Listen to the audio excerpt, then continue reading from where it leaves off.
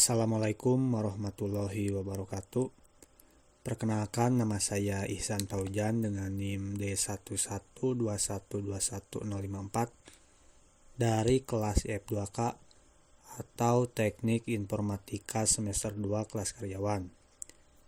Di video ini saya akan menjelaskan tentang program menampilkan indeks nilai dan keterangan menggunakan if-else dan juga switch case di dalam bahasa C++. Video ini dibuat untuk memenuhi salah satu tugas mata kuliah algoritma dan pemrograman. Adapun yang akan saya bahas di video ini, yang pertama yaitu ada pseudocode. Pseudocode adalah notasi yang diartikan sebagai deskripsi dari algoritma pemrograman yang dituliskan secara sederhana. Lalu yang kedua ada flowchart atau diagram alur, yaitu penggambaran secara grafik dari langkah-langkah dan urutan prosedur suatu program.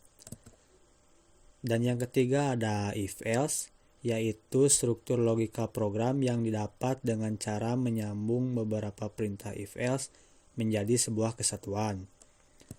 Dan yang terakhir ada switch case, yaitu percabangan kode program di mana kita membandingkan isi sebuah variabel dengan beberapa nilai. Oke, selanjutnya di sini ada pseudocode dari struktur if-else. Judulnya yaitu menampilkan nilai, dan di sini ada deskripsi yang berisi variabel nilai dengan tipe char. Kemudian ada juga implementasinya. Yang pertama di sini ada input nilai, yaitu untuk inputan dari user masuk ke variabel nilai. Kemudian di sini ada struktur dari if-else itu sendiri. Yang pertama ada if nilai sama dengan A. Jika nilai isinya berisi nilai A atau hasilnya true, maka output nilai Anda A atau sangat baik. Nah, jika kondisi ini bernilai salah atau false, maka akan berlanjut ke kode program yang ada di bawahnya, atau hingga blok else terakhir, atau juga hingga mendapatkan nilai yang berisi true. Kemudian di sini ada pseudocode dari switch case. Judulnya sama, yaitu menampilkan nilai.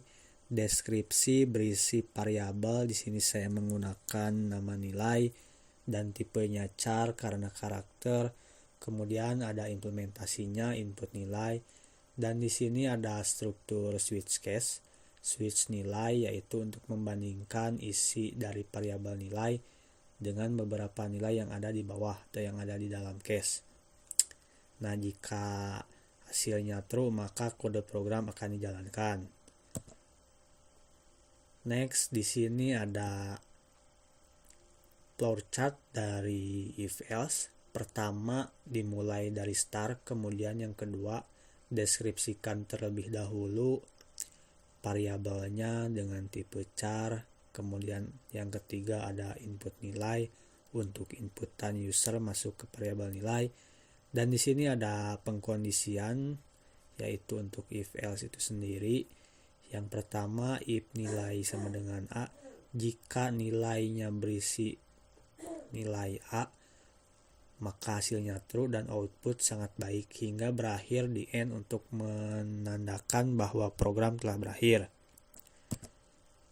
Dan kemudian di sini ada switch case, flowchartnya sama seperti yang tadi, kita mulai dari start, kemudian deskripsikan atau deklarasikan terlebih dahulu variabelnya, kemudian ada inputan, dan di sini ada proses switch nilai, yaitu untuk membandingkan isi dari variabel nilai dengan beberapa nilai yang ada di dalam case.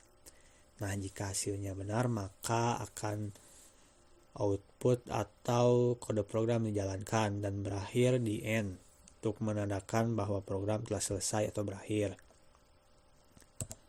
Kemudian di sini ada kode atau sintaks dari if-else di dalam bahasa C++. Di Di sini tertulis include IOStream. Mungkin nanti akan saya jelaskan di kode editor. Dan selanjutnya di sini ada juga kode sintaks yang sama, tetapi strukturnya berisi struktur switch case di dalam bahasa C++. Kita lanjut saja buka kode editor untuk melihat codingannya agar terlihat lebih jelas. Nah, di sini ada sintaks atau kode dari struktur if else. Yang pertama di sini ada include IOStream. Ini adalah header file dari codingan ini. IOStream itu merupakan singkatan dari input output stream, dan ini merupakan library dari C++. Fungsinya untuk memberitahu compiler bahwa kita akan menggunakan input output di dalam codingan. Kemudian di baris kedua ada atau tertulis using namespace std. Ini berfungsi untuk memudahkan agar tidak menuliskan std di setiap cout yang akan kita buat nanti. Kemudian di sini ada juga function integer main. Di dalamnya kita menuliskan program utama kita. Yang pertama kita deklarasikan terlebih dahulu variabelnya. Di sini saya menggunakan nama nilai untuk nama variabel dan tipenya char karena saya menggunakan karakter. Kemudian di sini ada cout untuk output atau tampil ke layar dengan tulisan masukkan nilai A, B, C, D atau E. Dan di sini ada cin berfungsi untuk menerima inputan dari user masuk ke variabel nilai. Dan di sini ada struktur dari if else. Yang pertama, if jika nilai berisi nilai A atau hasilnya true, maka output cout tampilkan ke layar nilai Anda adalah A.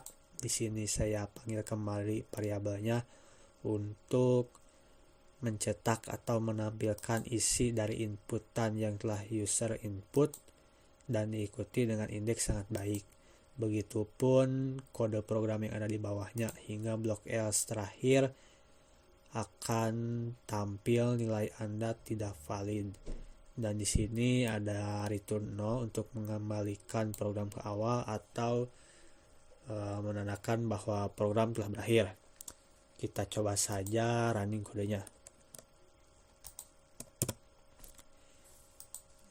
Di sini saya akan coba inputkan nilai A, maka output nilai Anda A atau sangat baik. Nah, tadi atau barusan saya menginputkan nilai A di sini. Dan nilai A tersebut masuk atau cin masuk ke variabel nilai dan dicek di struktur if jika nilai, karena tadi saya mengisikan nilai A sama dengan A berarti hasilnya adalah true, maka kode program dijalankan cout nilai Anda adalah A dan diikuti indeks sangat baik. Itu saja penjelasan dari if else. Kita lanjut ke codingan atau sintaks dari switch case.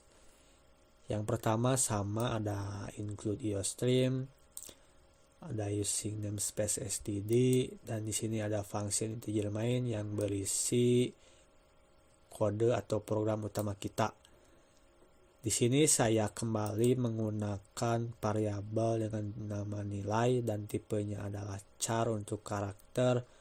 Dan di sini ada cout, masukkan nilai A, B, C, D atau E, dan masuk atau menerima inputan dari user masuk ke variabel nilai. Dan di sini ada struktur dari switch case. Switch case sendiri terdiri dari dua bagian. Yang pertama ada switch, yang kedua ada case. Switch case itu sendiri untuk membandingkan isi dari variabel. Berarti di sini membandingkan isi nilai dari variabel nilai dengan nilai yang ada di dalam case. Jika hasilnya true, maka kode program akan dijalankan. Kita coba saja running kodenya. Mari kita coba inputkan nilai B. Maka akan tampil atau output nilai Anda B dengan keterangan harus lebih baik lagi. Barusan saya menginputkan nilai B di sini, maka nilai B tersebut masuk ke atau siin ke variabel nilai. Kemudian dibandingkan di switch case, dibandingkan isi variabelnya karena B dan masuk ke case B. Dan hasilnya adalah true, maka output nilai Anda adalah B. Di sini saya kembali memanggil variabel untuk mencetak inputan dari user dan diikuti dengan keterangan harus lebih baik. Dan di sini ada fungsi break, yaitu berfungsi untuk menghentikan program agar tidak mengeksekusi kode program yang ada di bawahnya. Itu saja dari switch case. Dan di sini yang terakhir ada gabungan dari kode sintaks if else dan juga switch case. Di sini sama dituliskan terlebih dahulu header filenya. Ada using namespace std, function integer main yang berisi dari struktur if else dan juga switch case. Di sini saya menggunakan satu inputan saja. Yang pertama masukkan nilai A, B, C, D atau E. Mungkin kita langsung running saja. Dan nanti atau setelah di running akan saya jelaskan. Kita coba inputkan nilai D. Maka output nilai Anda D, indeksnya kurang dan keterangannya jangan keseringan main. Oke bosku. Di sini tadi saya inputkan nilai D, maka masuk ke variabel nilai dan dicek di struktur if else. Jika nilai sama dengan D, karena di sini nilainya atau hasilnya false, maka lanjut ke program yang ada di bawahnya. Di sini juga false, di sini false, dan di sini else if jika nilai D, karena tadi saya D dan di sini juga D, maka hasilnya true. Sehingga kode program dijalankan cout nilai Anda adalah D dan indeksnya adalah kurang. Kemudian dibandingkan kembali di switch case. Karena tadi isinya inputan D masuk ke variabel nilai, di sini dibandingkan isi variabel nilai yaitu D dengan case D. Hasilnya adalah true, maka output keterangan jangan keseringan main. Sehingga outputnya akan seperti ini. Kenapa ini bisa berdampingan dan tidak ada enternya? Karena di sini saya tidak menggunakan fungsi dari NL, sehingga outputnya akan menyambung seperti ini. Mungkin itu saja penjelasan dari saya tentang pseudocode, flowchart, if else dan juga switch case. Mohon maaf bila ada kekurangan atau kesalahan. Ditutup saja dengan salam. Wassalamualaikum warahmatullahi wabarakatuh.